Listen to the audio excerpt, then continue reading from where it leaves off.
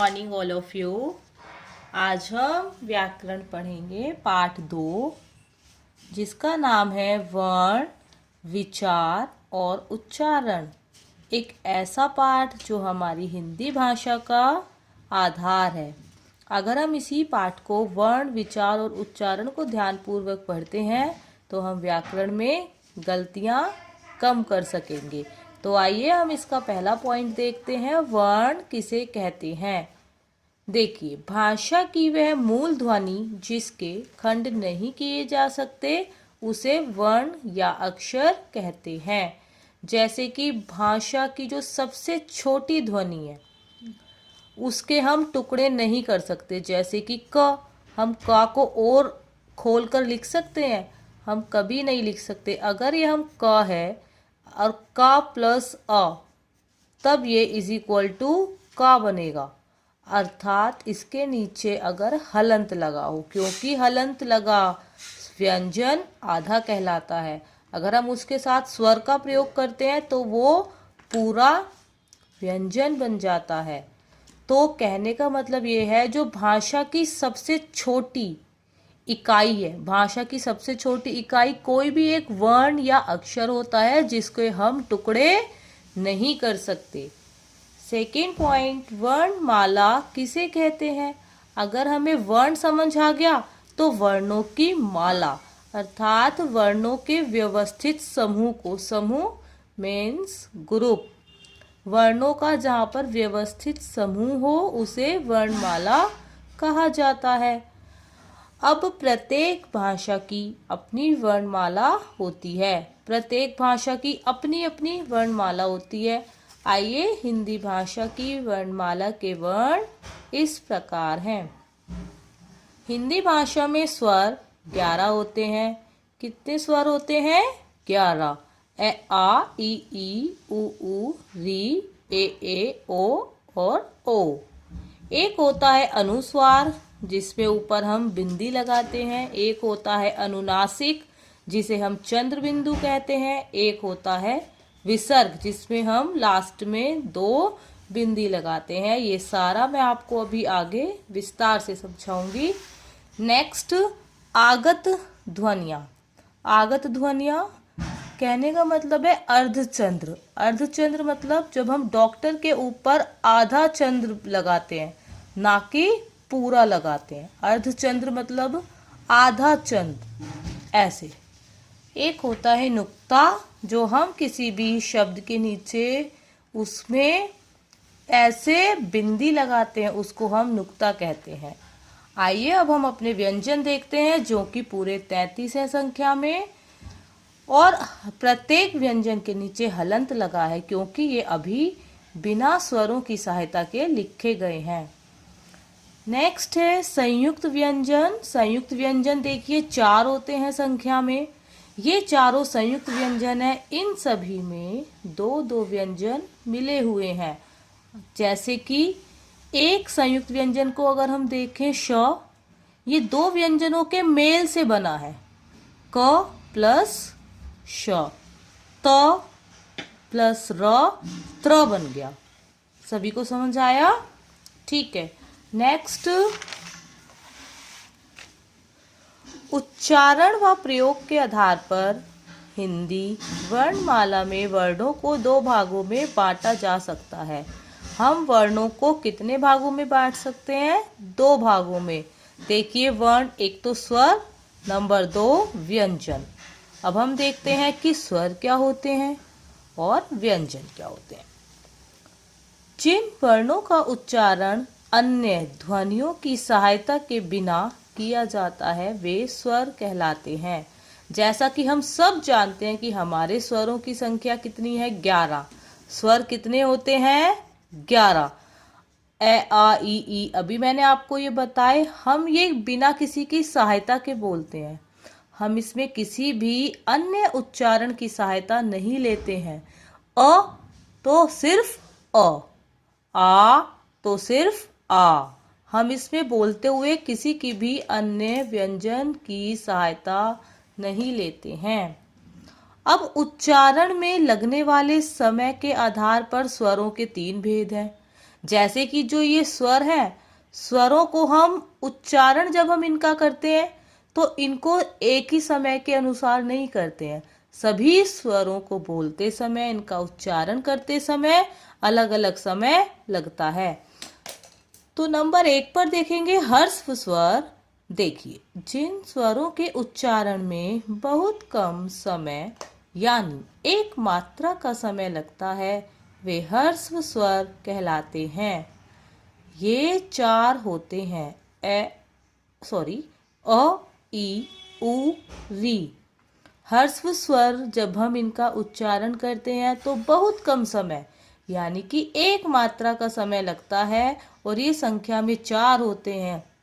अगर हम इनका उच्चारण करके देखें, जैसे अ, ई, उ, री, बहुत कम समय लग रहा है इनके उच्चारण में। नंबर 2, दीर्घ स्वर। हमें इसके नाम से ही अनुमान लगा लेना चाहिए। दीर्घ मतलब बड़ा या ज्यादा। जिन स्वरों के उच्चारण में हर्ष स्वर से दुगुना यानी 2 मात्राओं का समय लगता है वे दीर्घ स्वर कहलाते हैं। कहने का मतलब है दीर्घ स्वर हर्ष स्वर से दुगुना समय लेते हैं। उच्चारण करते समय ये दुगुना समय लेते हैं, वे दीर्घ स्वर कहलाते हैं। ये संख्या में 7 होते हैं। आ, ई, उ, ए, ओ। नंबर 3 की बात करेंगे हम, जो कि है प्लुत स्वर। जिन स्वरों के उच्चारण में दीर्घ स्वरों से भी अधिक समय या 3 गुना समय लगता है उन्हें प्लुत स्वर कहते हैं।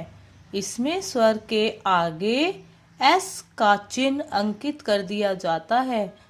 देखो, ना तो प्लुत स्वर में हर्ष जितना समय लगता, ना इसमें दीर्घ जितना समय लगता। इसमें उन दोनों से 3 गुना समय लगता है। दीर्घ स्वर से भी 3 गुना समय लगता है और इसमें स्वर के आगे एस का चिन्ह अंकित कर दिया जाता है, एस, जिससे कि हम इसका उच्चारण करते समय इसको आगे की ओर शब्द को बड़ा करके बोल सकें। जैसे ओम। समझ आ गया सभी को? Very good. अब जो हमारा सबसे इम्पोर्टेंट इसमें एक बिंदु है, स्वरों की मात्राएं। जैसा कि हम और आप सभी जानते हैं, हमारी हिंदी में 11 स्वर हैं और प्रत्येक की एक मात्रा होती है जो हमें ध्यानपूर्वक देखनी और समझनी है। आ की कोई मात्रा नहीं होती। क प्लस अ इज इक्वल टू क। इसका शब्द बना क ल कल। आ की मात्रा होती है, जो हम आ की मात्रा ऐसे बोलते हैं, आ। क प्लस आ, तो हम इसको ऐड करेंगे तो का बन जाएगा, जैसे का। छोटी ई, जो कि हमारे लेफ्ट हैंड की तरफ चढ़ती है मात्रा, क जमा ई, क्या बना, की। अब इसका उच्चारण भी अलग है, किला। क्या उच्चारण है, किला। कम समय लिया इसके उच्चारण ने। बड़ी ई की मात्रा जो हमारी राइट हैंड साइड है, क जमा ई, की। जैसे कि कील, किल नहीं, कील, क्योंकि इसमें ज्यादा समय लगा। छोटा ऊ, जो कि लेफ्ट साइड हमारा होता है, क जमा ऊ, कु। कुर्ता, कुर्ता नहीं, कुर्ता। बड़ा ऊ, क जमा ऊ, कू, कूदना। री की मात्रा हम सब जानते हैं, किसी भी व्यंजन के नीचे ऐसे, क जमा री इज इक्वल टू री। इसका उच्चारण क्या है, री। कृषक, कृषक। ए की मात्रा ये है, क जमा ए के, केला। कैला नहीं बोलेंगे, अगर हम ए बोलेंगे तो वो बड़ा ए बन जाएगा। तो एक मात्रा है, छोटा ए की बात हो रही है, तो केला, ए साउंड है इसकी। बड़ा ए, जिसमें 2 मात्रा है, क जमा ए, कै, कैसा, कैसा। ओ की एक मात्रा है, क जमा ओ को, कोयल। बड़ा ओ जिस पर दो मात्रा है, क जमा ओ को आ, कोआ। उम्मीद करती हूँ कि सभी को मात्राओं का ज्ञान अच्छे से हो गया होगा। नंबर 2 पर आते हैं व्यंजन। हमने स्वरों को सभी स्वरों की मात्राएं ध्यानपूर्वक समझी हैं। नंबर 2 पर आएंगे, व्यंजन देखेंगे कि व्यंजन क्या होता है। जिन वर्णों का उच्चारण स्वरों की सहायता से होता है वे व्यंजन कहलाते हैं। व्यंजन क्या है? जो वर्ण है, वर्णों का उच्चारण जब हम कर रहे हैं तो स्वरों की सहायता लेनी पड़ती है, वे व्यंजन कहलाते हैं। अगर हम क व्यंजन को पढ़ना चाहते हैं या बोलना चाहते हैं तो ये अकेला नहीं बोला जाएगा। क प्लस अ, इसमें हमें स्वरों की सहायता लेनी पड़ी, तभी हम इसको पढ़ पाए।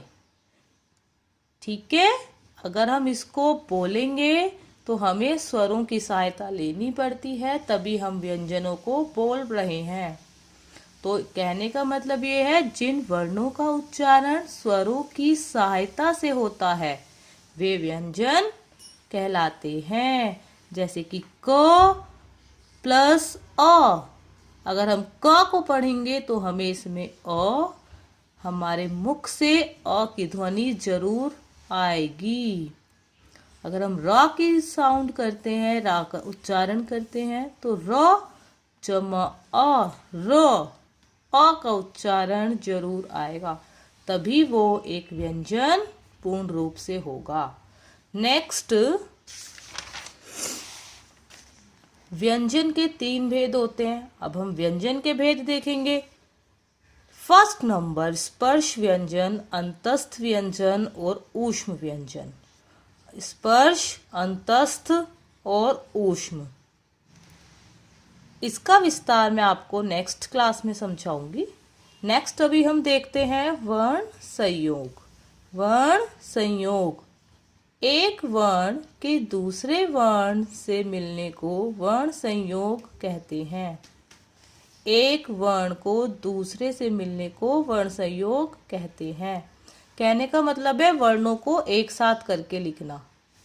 जैसे कि मैं, है, ल, महल अलग अलग लिखे हुए हैं, अगर हम इनको एक साथ लिख देंगे तो एक सार्थक शब्द बन जाएगा महल। संयोग मतलब जोड़ना, तो वर्णों को जोड़ना वर्ण संयोग कहलाता है। नंबर 2, वर्ण विच्छेद। जब किसी शब्द में प्रयुक्त वर्णों को अलग अलग करके लिखा जाता है तो उसे वर्ण विच्छेद कहते हैं। अब किसी शब्द में प्रयुक्त वर्णों को अगर हम अलग अलग करके लिखें तो इसको विच्छेद कहते हैं। किसी भी शब्द को, वर्णों को अलग करके लिखना विच्छेद कहलाता है। जैसे कि तितली, त जमा छोटी ई जमा त प्लस अ, ता के बाद अ आएगा, जमा त ल जमा बड़ी ई, तितली। सभी को समझ आ गया? ठीक। एक और देखते हैं भूगोल। भ बड़ा ऊ, ग, फिर ओ की मात्रा ओ, फिर ल जमा आ, क्योंकि ल व्यंजन में अ स्वर ऐड है। ठीक है। नेक्स्ट, अनुनासिक और अनुस्वार का हम विस्तार पूर्वक देखते हैं। अनुनासिक क्या चीज़ है जो कि हमारी हिंदी में बहुत ही महत्वपूर्ण है। जब कोई स्वर नाक और मुंह दोनों से बोला जाता है।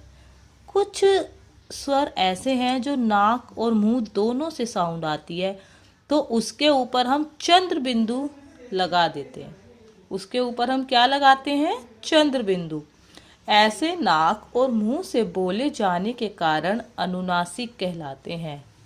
क्या कहलाते हैं? अनुनासिक। जो नाक और मुंह दोनों से बोले जाते हैं तो वहाँ हम चंद्र बिंदु लगा देते हैं। जैसे कि हम उच्चारण करके देखेंगे, आँख, चांद, मुंह आदि।